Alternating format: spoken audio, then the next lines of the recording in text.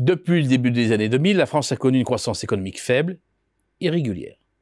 Le niveau de vie médian a bien plus lentement progressé que les dépenses contraintes. Logement, énergie, alimentation, transport, entraînant une érosion considérable du revenu arbitrable pour une partie de la population. Mais pour certains, le mal est plus profond encore. Stable autour de 13% au début des années 2000, le taux de pauvreté monétaire, c'est-à-dire la part de la population vivant avec moins de 60% du niveau de vie médian, atteint aujourd'hui 15,4%, soit près de 10 millions de personnes. Un chiffre en hausse de 16% depuis 1996, l'équivalent de plus de 1,3 million de Français tombés dans la pauvreté. Derrière ces chiffres se cachent de profonds écarts entre catégories sociales. Un premier bloc se dégage, selon le statut d'activité. Le taux de pauvreté des chômeurs dépasse désormais 36%, soit un niveau 4 fois plus élevé environ que celui des actifs en emploi. Au cœur de ces écarts, la réduction de la durée d'indemnisation, le plafonnement des allocations et un effet de composition.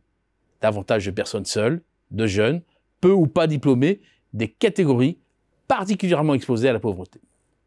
Parmi les actifs, les indépendants, artisans, petits commerçants et chefs d'entreprise sont les plus fragilisés.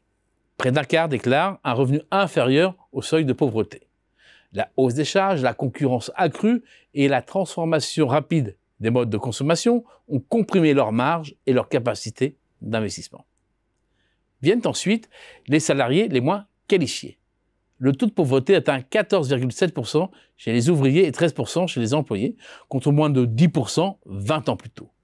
Cette dégradation s'explique par la montée de l'emploi à temps partiel et des contrats courts. Si le chômage a reculé, la proportion de travailleurs pauvres, elle, a augmenté. Les professions intermédiaires, cadres et professions intellectuelles se situent nettement en dessous de la moyenne. La configuration familiale est également un facteur discriminant. Les familles monoparentales représentent environ un quart des ménages avec enfants et leur taux de pauvreté s'élève à 34%. Ce chiffre a doublé en 20 ans. Les causes sont structurelles.